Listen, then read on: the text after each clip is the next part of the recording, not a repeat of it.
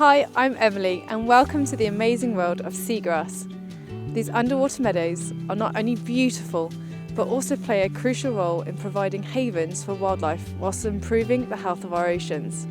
But what are seagrasses and how did they come to be here? Though easily confused with seaweeds that dominate our shores, seagrasses are quite unique. They are the only flowering plants able to live fully submerged in salt water and flower and pollinate whilst under the water.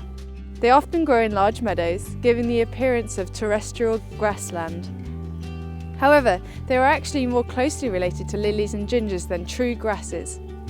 Like some terrestrial plants, they have a root-like structure known as rhizomes that they use to anchor themselves into the seabed and take up nutrients. Seagrasses have evolved several unique adaptations to their marine habitat.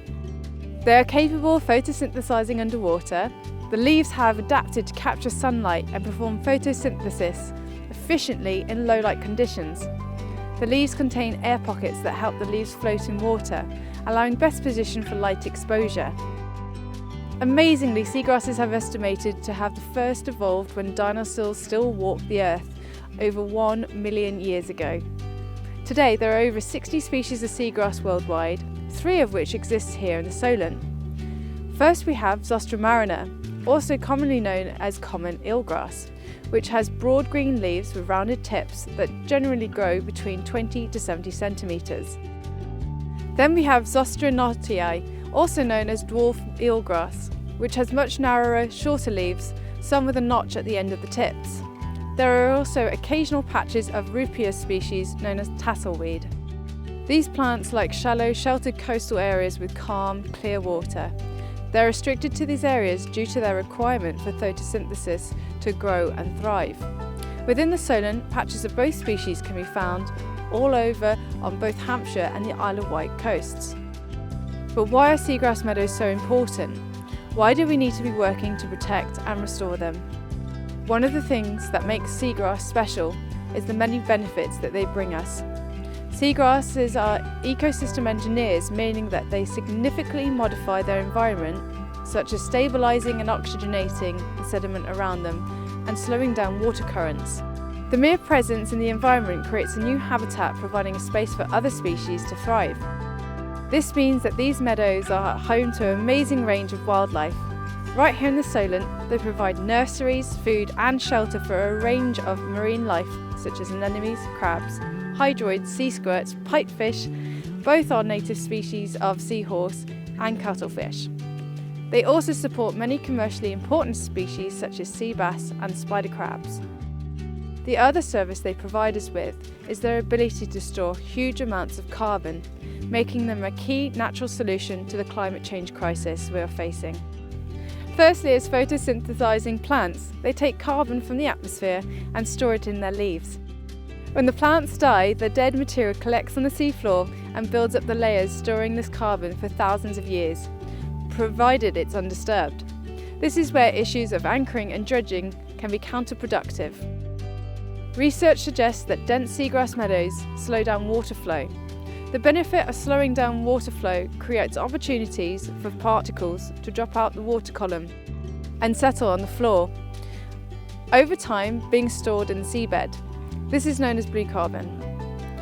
Seagrasses account for 10% of the world's total burial of carbon, despite covering less than 0.2% of the ocean's floor, making them one of our most important natural solutions to the climate change crisis.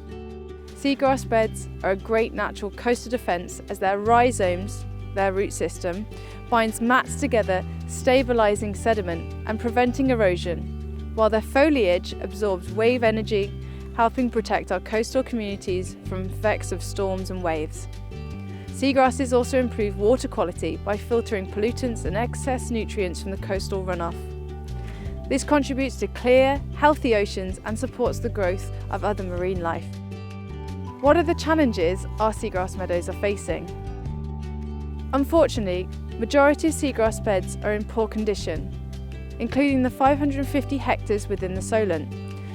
A wasting disease back in the 1920s and 30s destroyed much of the world's seagrass meadows in the Northern Hemisphere.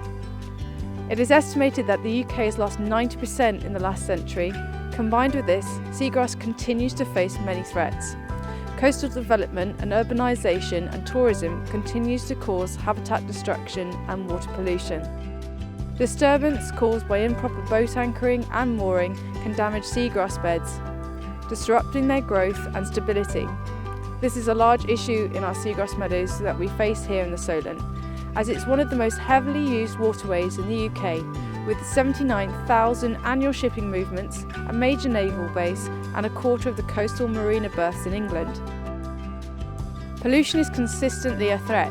Runoff from agriculture and urban areas introduces excess nutrients such as nitrogen and phosphorus, as well as chemical pollutants into the water. The excess nutrients then cause significant algae blooms that smother prime seagrass habitat. These algae blooms then die after reaching critical mass, and the bacteria feed on the algae to decompose it. During this bacterial process, it can use up the oxygen within an area, causing dead zones, affecting seagrass health and other species in the area. This process is called eutrophication and is one of the main factors affecting seagrass beds to date. Climate change is another factor affecting the health of seagrass, as rising sea temperatures and sea levels due to climate change can threaten the existence of seagrass ecosystems. These very threats can cause damage to seagrass and prove challenging when it comes to restoration. So what is being done to protect our seagrass, and how can you help? The Solent Seascape Project is working to help protect and restore seagrasses, with the overall aim of restoring 7 hectares of seagrass bed within the Solent. Restoration work from the Hampshire and Isle of Wight Wildlife Trust and Project Seagrass includes collecting the seed heads from healthy plants, gathering large concentrations of seeds, then bringing them to the lab, and recreating conditions of the Solent. This allows the seed to mature by a process known as rotting out. Floating seeds indicate that they aren't viable and will be removed.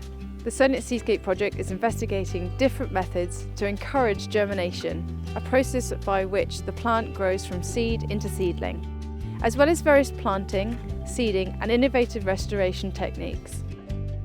Once seed is mature at the lab, it will then be planted in designated restoration areas in the Solent and monitored closely with surveys, all with the help of wonderful volunteers. We can't save our seagrass without your help, so ask yourself this: can I help?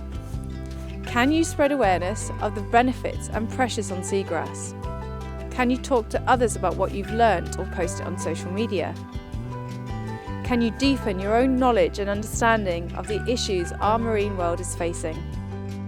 Volunteering is a great way to connect with people and these amazing habitats.